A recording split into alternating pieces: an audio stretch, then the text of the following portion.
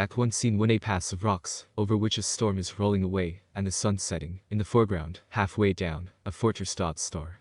Enter first from the topmost rock resort, as from horseback, in man's attire, and, after her, Pfeiffer's or there, four-footed fury, last engendered brute, without the wit of brute, or mouth to match the bit of man art satisfied at last. You, when thunder rolleth aloof, toward the spheres of fire your ears pricking, and the granite kicking into lightning with your hoof, among the tempest shattered crags shattering your luckless rider back into the tempest passed. There then light as starve and die, or find another feet mad-meddled as yourself, for I, wearied, worried, and fordone, alone will down the mountain try, that knits his brows against the sun. 5. As to his mule. There, thou misbegotten thing, long-eared lightning, tail a tornado, griffin hoof in hurcano, I might swear till I were almost hoarse with roaring assonante, forsooth because our betters would begin to kick and fling you forth with your noble mind must prove, and kick me off behind. Toward the very center where the gravity was most inclined. There where you have made your bed in it lie, for, wet or dry, let what will for me bet eye you, burning, blowing, freezing, hailing, famine waste you, devil ride you, tempest baste you black and blue. To resort, there. I think in downright railing I can hold my own with you. Ros. Star. My good Fife, his merry loyal pipe, come weal, come woe, is never out of tune what, you in the same plight too. 5. Star. And that him, sir, hereby desire, when your own adventures sing another time in lofty rhyme, you don't forget the trusty squire who went with you Don Quixoting. Ros. Star. Well, my good fellow, to leave Pegasus who scarce can serve us than our horses worse, they say no one should rob another of the single satisfaction he has left of singing his own sorrows, one so great, so says some great philosopher. That trouble were worth encountering only for the sake of weeping over what perhaps you know, some poet calls the luxury of woe. 5. Star. Had I the poet or philosopher in the place of her that kicked me off to ride, I'd test his theory upon his hide. But no bones broken, madam sir, I mean. Ros. Star. The scratch here that a handkerchief will heal an you. 5. Star. A scratch in quiddity, or kind. But not in quo my wounds are all behind. But, as you say, to stop this strain, which, somehow, once one's in the vein, comes clattering after there again. What are we twain do stack it? We. 2. I mean, to do drench it through and through. Oh, I shall choke of rhymes, which I believe are all that we shall have to live on here. Ros. Star. What, is our victual gone too? 5. Star. That Brit has carried all we had away with her, clothing, and Kate, and all. Ros. Star. And now the sun, our only friend and guide, about to sink under the stage of earth. 5. Star. And enter night, with Kapawai Espada and pray heaven. With Butter Lanthorn also. Ros. Star. I doubt tonight, if any, with the dark one or almost burnt out after a month's consumption. Well or ill, on horseback or afoot, this is the gate that lets me into Poland, and sorry welcome as she gives a guest who writes his own arrival on her rocks, in his own blood yet better on her stony threshold die, than live on unrevenged in Muscovy. 5. Star. Oh, what a soul some women have, I mean some men. Ros. Star. Oh, 5, as you love me, 5, make yourself perfect in that little part, or all will go to ruin. 5. Star. Oh, I will, please God, we find someone to try it on. But, truly, would not anyone believe some fairy had exchanged us as we lay two tiny foster children in one cradle? Ros. Star. Well, be that as it may, 5, it reminds me of what perhaps I should have thought before, but better late than never. You know I love you, as you, I know, love me, and loyally have followed me thus far in my wild venture. Well. Now then, having seen me safe thus far, safe if not wholly sound over the rocks into the country where my business lies, why should not you return the way we came, the storm all cleared away, and, leaving me, he now shall want you, though not thank you, less. Now that our horse is gone, this side the ridge, find your way back to dear old home again. Will I come? What, weeping my poor fellow? 5. Star. Leave you here alone, my lady lord. I mean my lord, in a strange country among savages. Oh, now I know you would be rid of me for fear my stumbling speech. Ros. Star. Oh, no. I want you with me for 1,000 sakes, to which that is nothing. I myself more apt to let the secret out myself, without your help at all. Come, cheer up. And if you sing again, come weal, come woe, let it be that, for we will never part until you give this signal. 5. Star. 'Tis a bargain. Ros. Star. Now to begin, then. Follow me, you fairy elves that be. 5. Star. And go on something of following darkness like a dream, for that we're after. Ros. Star. No, after the sun, trying to catch hold of his glittering skirts, that hang upon the mountain as he goes. 5. Star. Ah, he's himself past catching. As you spoke he heard what you were saying, and, just so, like some scared water bird, as we say in my country, dove below. Ros. Star. Well, we must follow him as best we may. Poland is no great country, and, as rich in men and means, will, but few acres spare to lie beneath her barrier mountains bare. We cannot, I believe, be very far from mankind or their dwellings. 5. Star. Send it so. And well provided for man, woman, and beast. No, not for beast. Ah, but my heart begins to yearn for her. Rods. Keep close, and keep your feet from serving you as hers did. 5. As for beasts, if in default of other entertainment, we should provide them with ourselves to eat bears, lions, wolves. Rods. Oh, never fear. 5.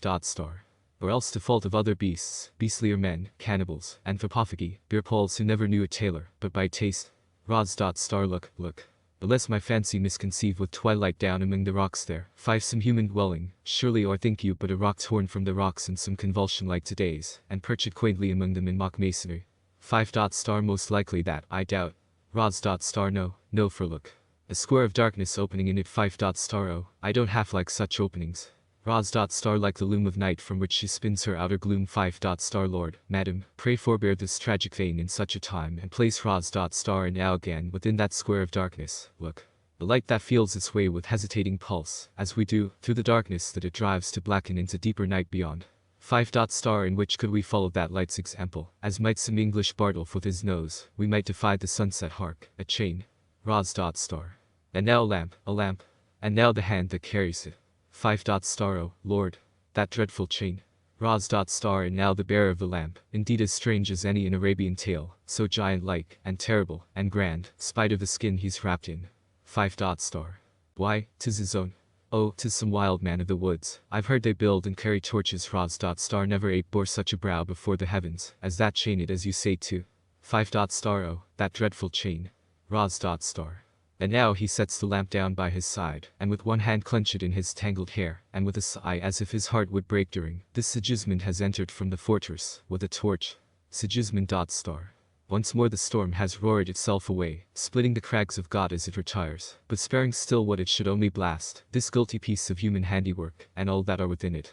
Oh, how oft, within or here abroad, have I waited, and in the whisper of my heart prayed for the slanting hand of heaven to strike the blow myself I dared not, out of fear of that hereafter, worse, they say, than here, plunged headlong in, but, till dismissal waited. To wipe at last all sorrow from men's eyes, and make this heavy dispensation clear. Thus have I borne till now, and still endure, crouching in sullen impotence day by day, till some such outburst of the elements like this rouses the sleeping fire within.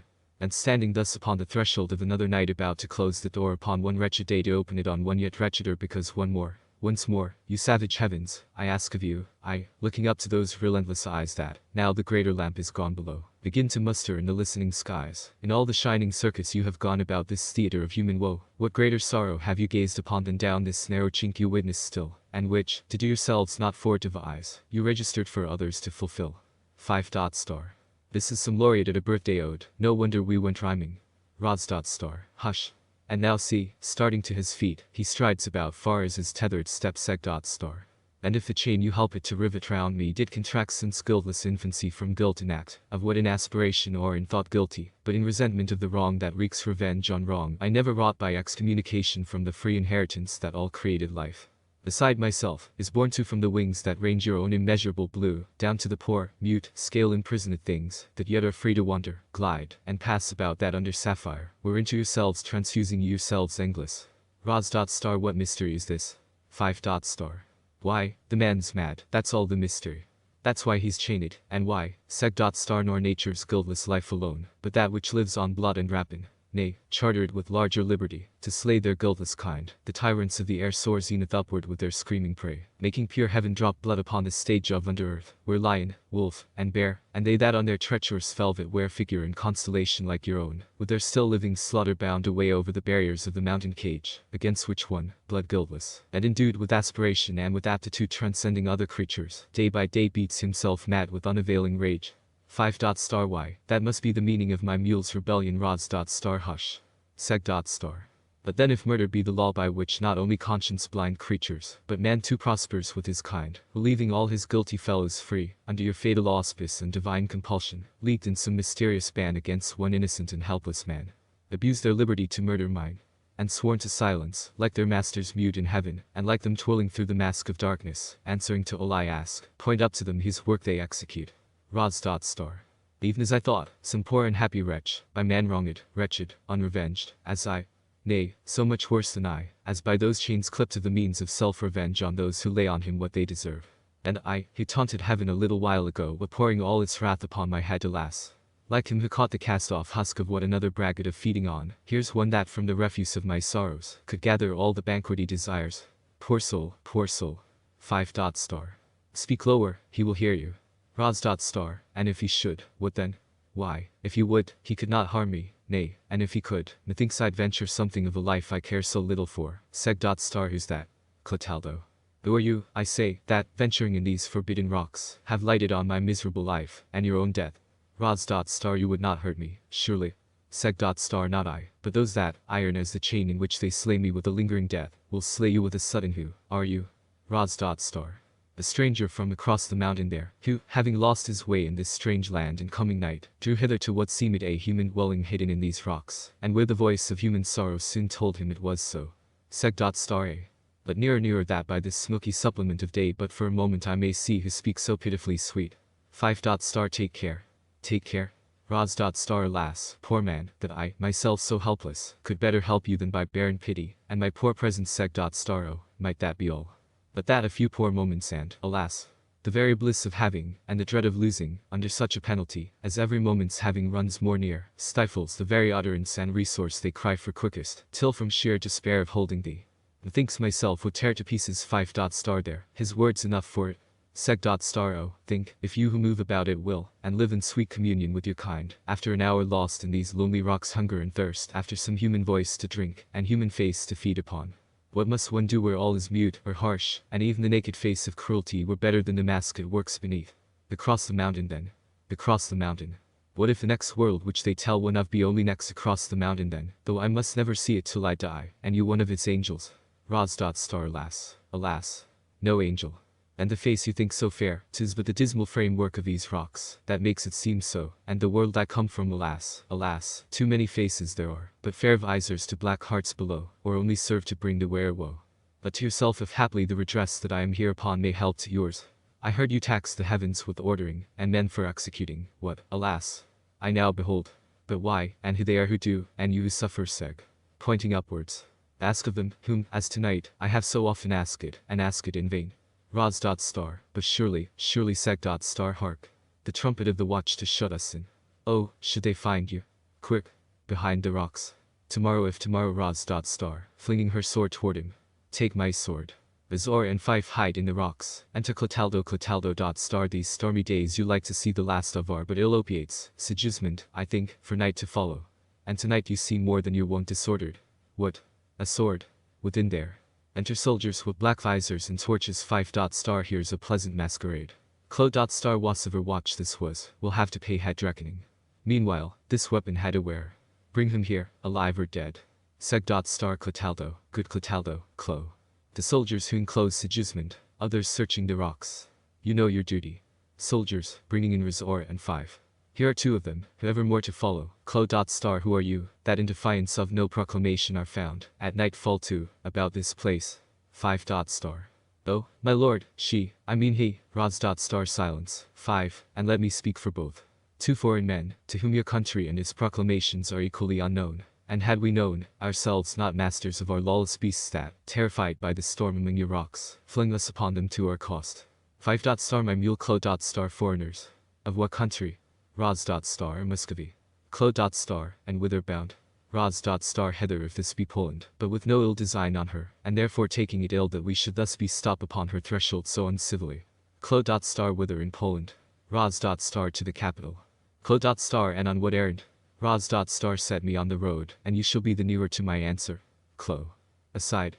So resolute and ready to reply, and yet so young and, aloud. Well, your business was not surely with the man we found you with? Roz. Star. He was the first we saw in strangers and benighted, as we were, as you too would have done in a like case, accosted him at once. Star. But this sword? Roz. Star. I flung it toward him. Star. Well, and why? Roz. Star. And why? But to revenge himself on those who thus injuriously misuse him. Star. So. 'Tis well such resolution once appeared and, I suppose, is never to attain one. Well, I must take you both, you and your sword, prisoners. 5. Star. Offering a cudgel. Pray take mine, and welcome, sir. I'm sure I gave it to that mule of mine to mighty little purpose. Roz. Star. Mine you have, and may it win us some more kindliness than we have met with yet. Examining the sword. More mystery. How came you by this weapon? Roz. From my father. Clo. And do you know whence he? Roz. Oh, very well. From one of this same Polish realm of yours, who promised to return, should come the chance, of courtesies that he received himself in Muscovy, and left this pledge of it not likely yet, it seems, to be redeemed. Clo. Aside. Oh, wondrous chance or wondrous providence. The sword that I myself in Muscovy, when these white hairs were black, for keepsake left of obligation for a like return to him who saved me wounded as I lay fighting against his country, took me home, tended me like a brother till recovered, perchance to fight against him once again, and now my sword put back into my hand by his if not his son still, as so seeming, by me, as first of war of gratitude, to seem believing, till the wearer's self see fit to drop the ill dissembling mask. Aloud. Well, a strange turn of fortune has arrested the sharp and sudden penalty that else had visited your rashness or mischance. In part, your tender youth too pardon me, and touch not where your sword is not to answer commends you to my care, not your life only. Else by this misadventure forfeited, but even your errand, which, by happy chance, chimes with the very business I am on, and calls me to the very point you aim at. Roz. The capital. Clo. The capital, and even that capital of capitals, the court, where you may plead, and, I may promise, win pardon for this, you say unwilling, trespass, and prosecute what else you have at heart, with me to help you forward all I can. Provided all in loyalty to those to whom by natural allegiance I first am bound to. Roz. As you make, I take your offer. With like promise on my side of loyalty to you and those you serve, under like reservation for regards nearer and dearer still. Clo. Enough, your hand, a bargain on both sides. Meanwhile, here shall you rest tonight. The break of day shall see us both together on the way. Roz. Thus then what I for misadventure blamed, directly draws me where my wishes aimed. Excellent.